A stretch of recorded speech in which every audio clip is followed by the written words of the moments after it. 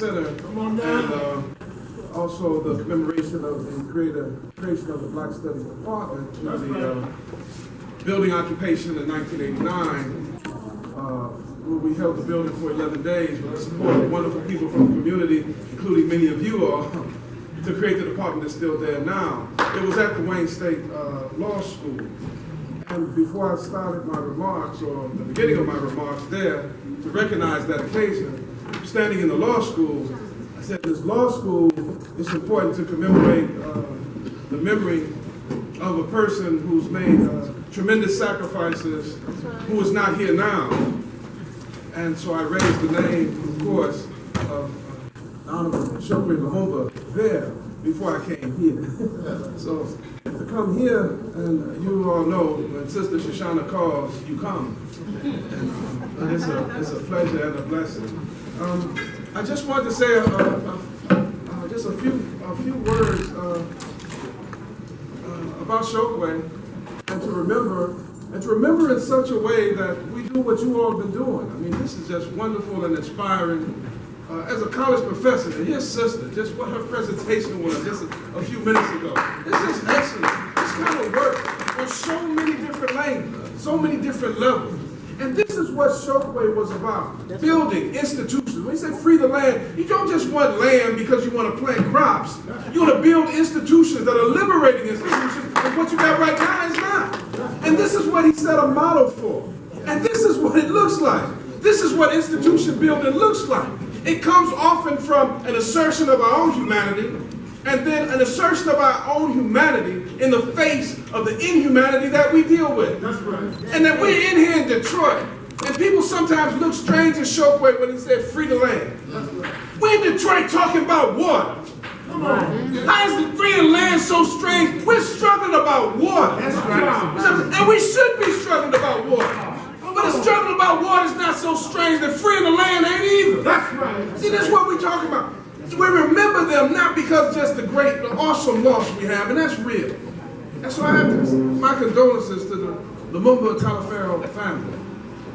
But Chokwe's legacy is so strong, so broad. It covers so many things. We ask ourselves, what do we do beyond tonight to realize his dream, his aspirations, more than that, his plan? Because he had plans. And when I hear the discussion tonight, I hear plans. And that's why I hear Chokwe. And that's why it's so beautiful. And you can just picture Chokwe's legacy. You can't have Chokwe's legacy at some memorial where you got a lot of music playing. He liked music. But a lot of dancing. Chokwe could dance. But if there wasn't some work being done, that's right. If there was some institution building being done, that's not Chokwe's legacy. That's not his memory. It's not the best of it. So to hear this, to come in here and hear this, the engagement, it's just beautiful. And I'm just really touched by it. Just the beauty of it, and the dedication, the broadness of it, the range, the depth, and the fact that y'all are still here. Ain't gonna come back. You just keep coming. The best example we show to our children, and also, notice the order I put this. The best example we show to our children, our ancestors, and then our adversaries. And this is what's beautiful about this, and what's beautiful about Chokwe. I miss my brother so much. So much he taught me, so much I remember, so much I understand that was teaching as I reflect more on it. And that's something.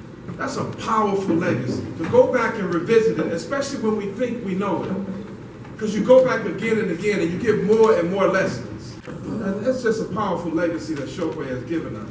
And you all are building on that legacy, and so many of us that he touched are building on that legacy. So I don't want to keep you, but I didn't want to be too brief, because just to talk about Chokwe evokes so much, just like it evokes in you all.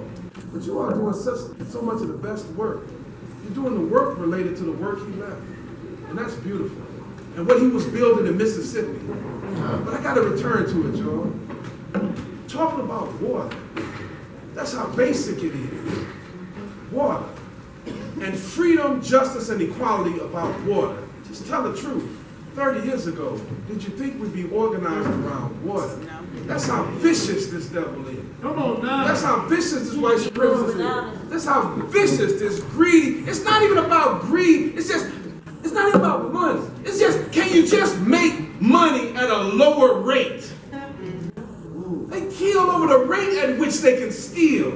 Abject greed, stealing pensions, stealing water and polluting water in the United States of America. You see what I'm saying? He's not a magic devil. It's not a mystical devil. These are people. We don't mystify them. Your deeds are devilish. What you're doing. I say that right next to a church. Your deeds are devilish. And we need to be clear about that. And we're going to change them. We're going to keep challenging them. We're going to redirect them. Those we got to end, we're going to end. We're going to overthrow some. But we got to build. We got to build the love and dedication that we come from. We got to build in that. And Chokwe's legacy is about building, and institution building. And it's just, I just wish this could be filmed and taped just to see how folks are just building. That's so positive. And the building the spirit of love and dedication, but strength and power with a clear objective. We organizing about water, and we should be. It's our life's essence. But in the context, we got to free the land. Free the land. We got to free the land. Free the land. Free the land.